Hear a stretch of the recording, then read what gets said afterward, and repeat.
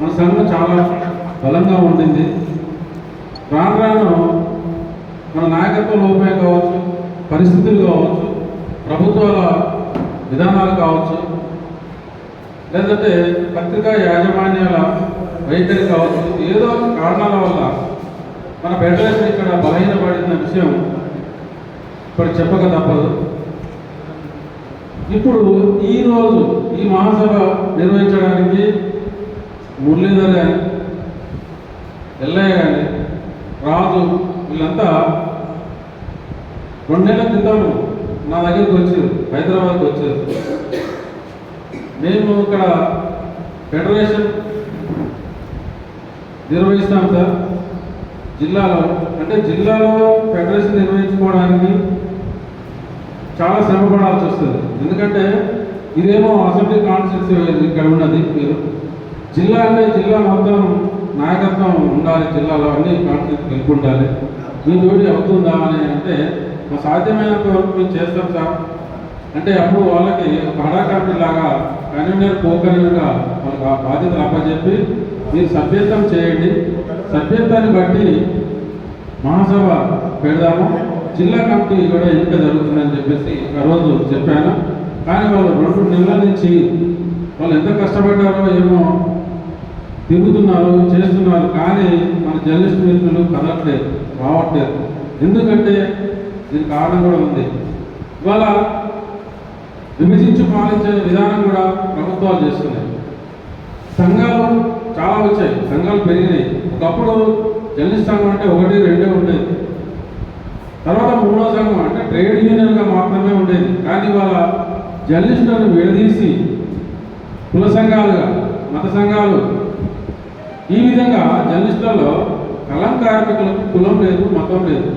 కానీ వాళ్ళు ఏమైందంటే కులాల వారిగా జర్నలిస్టులను కూడా విడదీసి సంఘాలు పెడుతున్నారు. దానివల్ల మనలో ఉన్న ఐక్యత కోల్పోతున్నాం. ఐక్యత పోతుంది, అందుకే మన మీద దాడులు పెరుగుతున్నాయి. ఇంకా మేనేజ్మెంట్లు మనకు వేతనాలు ఇవ్వరు, ప్రభుత్వాలు మనం చిన్న చూపు చూస్తున్నాయి, మనకు రావాల్సిన హక్కులు సౌకర్యాలను కల్పించట్లేదు. కాబట్టి ఇవాళ జిల్లా మహాసభ అంటే ఒకప్పుడు ఈ హాల్ నిండిపోవాలి, అంతమంది జర్నలిస్టు రావాల్సి ఉండేది.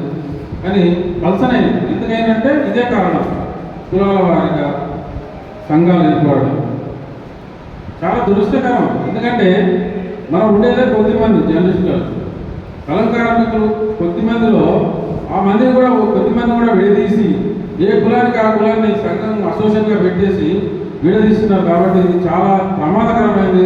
రాబోయే రోజుల్లో మన వృత్తికే ప్రమాదం. జర్నలిస్టుల ఉనికిని దెబ్బతీయడానికి ఇక్కడ చాలా కుట్రలు జరుగుతున్నాయి.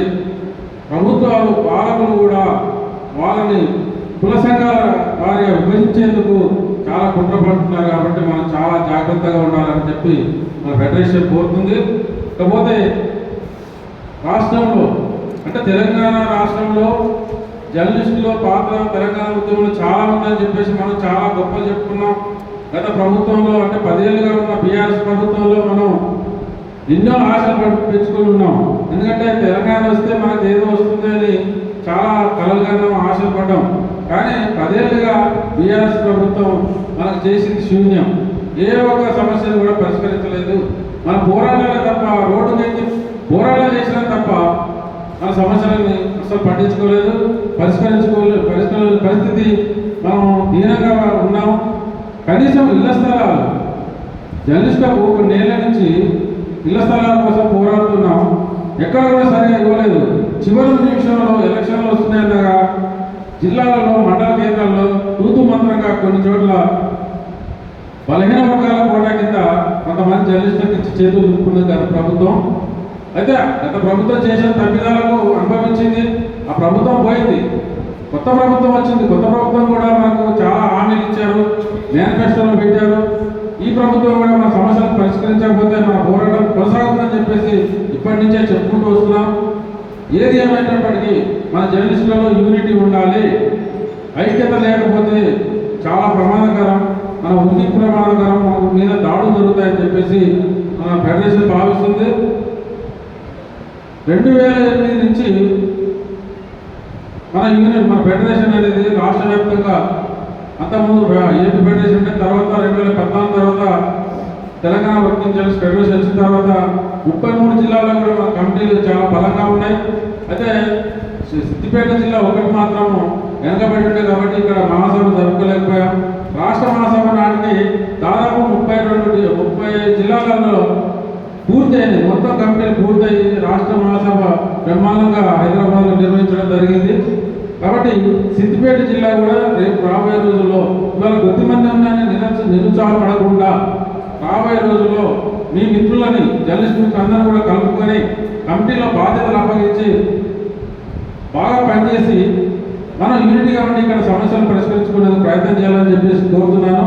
ఇకపోతే కమిటీ ఎట్లా ఉండాలంటే జిల్లాకు ప్రెసిడెంట్, మెయిన్ ప్రెసిడెంట్, సెక్రటరీ ఈ రెండు కళ్ళ లాంటి వాళ్ళు, ప్రధానికి 2 చక్రాలు లాంటి వాళ్ళు. కాబట్టి సంఘానికి కూడా ప్రెసిడెంట్, సెక్రటరీ ఇంపార్టెంట్. వాళ్ళిద్దరూ నాయకత్వం సమన్వయంతో పనిచేస్తే సంఘం ముందుకు పోతుంది. ఏ ఒక్కరిలో తేడా వచ్చినా కూడా సమన్వయం ఉండదు, సంఘం నడవదు. కాబట్టి ప్రెసిడెంట్, సెక్రటరీ అందరినీ కలుపుకొని జిల్లాలో ఉన్న నాయకులందరినీ కానీ సభ్యులను కానీ అందరినీ కలుపుకొని సంఘాన్ని ముందుకు తీసుకెళ్ళాలి. వైస్ ప్రెసిడెంట్ కానీ జాయింట్ సెక్రటరీస్, ప్రెసిడెంట్స్, తర్వాత ఈసీ మెంబర్స్ వీళ్ళందరూ కూడా సంఘంలో ప్రతి ఒక్కరు బాధ్యుడే. పదవి గురించి కాదు, పదవి పెద్ద చిన్నది ఏముండదు. కమిటీలో ఉన్న ప్రతి ఒక్కరు కూడా బాధ్యత వహించాలి. బాధ్యత వహించి సంఘాన్ని ముందుకు తీసుకెళ్ళాలి. రాబోయే రోజుల్లో మెంబర్షిప్ సంఖ్యను పెంచి ఈ జిల్లాలో తిరుగులేని యూనియన్గా, ట్రేడ్ యూనియన్గా, మనకి జర్నలిస్ట్ యూనియన్గా, తిరుగులేని యూనియన్గా తయారు చేయాలని చెప్పేసి రాష్ట్ర కమిటీ కోరుతున్నది. ఇకపోతే ప్రతి మండలంలో ఇప్పుడు ప్రతి కాన్స్టిట్యున్సీలో తిరిగి 4 కాన్స్టిట్యున్సీలు ఉంటాయి. 4 నియోజకవర్గాలు కూడా కమిటీలు వేయండి. ఆ కాన్స్టిట్యున్సీలో పనిచేసే జర్నలిస్టులతో ఒక కమిటీ, ప్రతి కాన్స్టిట్యున్సీలో ఒక కమిటీ వేయండి. ఆ కమిటీలు కూడా మీ జిల్లా కమిటీ హ్యాండ్ఓవర్లోనే పనిచేస్తుంది. మీ సమన్వయంతో మీ ద్వారానే పనిచేస్తుంది. కాబట్టి మీరు ప్రతి మండలం కాదు, ప్రతి నియోజకవర్గంలో కమిటీలు వేయాలని చెప్పేసి సూచిస్తుంది. ముందుగా కమిటీలో ఉన్న జర్నలిస్టులు ఎంతమంది ఉన్నారో వాళ్ళ నుంచి సభ్యత్వం తీసుకోండి. మెయిన్ ఏంటంటే మనకు సభ్యుడై ఉంటేనే బాధ్యత ఉంటుంది. ఊరికే వచ్చి మీటింగ్ వచ్చి వెళ్ళిపోవడం కాదు.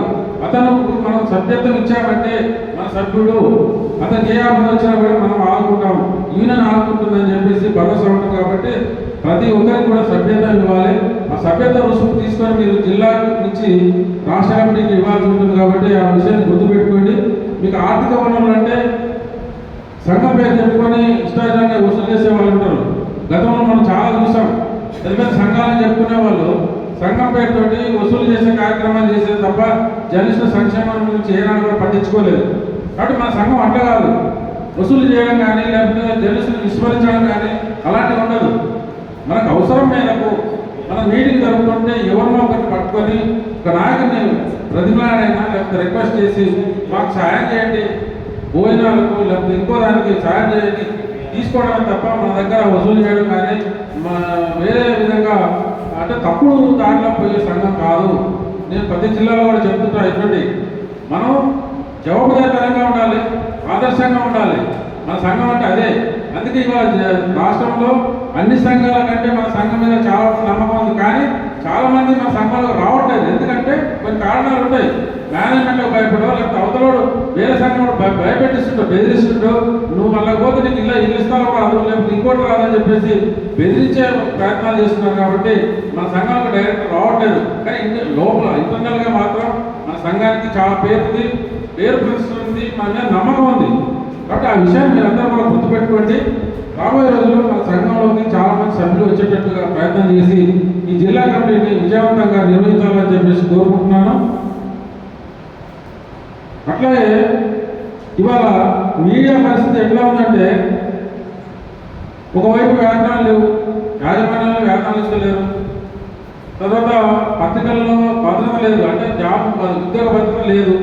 కాబట్టి ఏం చేయాలి మనం? ప్రతి ఒక్కరు కూడా చాలా పేపర్ లేకపోతే ఛానల్, యూట్యూబ్ ఛానల్ ఏదో పెట్టుకుంటూ నడిపిస్తున్నారు. కానీ వాళ్ళ జర్నలిస్టులు గుర్తించట్లేదు.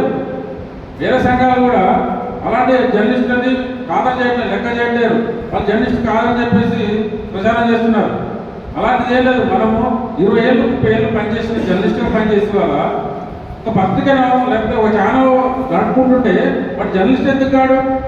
కాబట్టి అలాంటి ఎవరైనా అంటే మాత్రం తిప్పికొట్టాల్సిందే. ప్రతి ఒక్కరూ అనుభవం ఉన్న జర్నలిస్టే, చిన్న పత్రిక పెద్ద పత్రిక అని తేడా లేకుండా ప్రతి ఒక్కరు కూడా జర్నలిస్ట్ అనే విషయాన్ని మనం గుర్తిస్తున్నాం. ఫెడరేషన్ గురించి ఆ విషయాన్ని తెలుసుకోవాల్సిందిగా కోరుతున్నాను. ఇకపోతే ఇవాళ కొత్త కమిటీ ఎన్నిక జరుగుతుంది. మన రూల్స్ ప్రకారం, మన బైలా ప్రకారం ఇక్కడ మహాసభలో కొత్త కమిటీ ఎన్నిక జరుగుతుంది కాబట్టి ఆ కమిటీ 2 సంవత్సరాల కాల పరిమితి ఉంటుంది. ఆ 2 సంవత్సరాలలో కొత్త కమిటీ సమర్థవంతంగా పనిచేసి యూనియన్ బలోపేతం చేసి అందరికీ అండగా ఉండాలి, జర్నలిస్ట్ అందరూ కూడా అండగా ఉండాలని చెప్పేసి కోరుకుంటూ సెలవు తీసుకుంటున్నాను.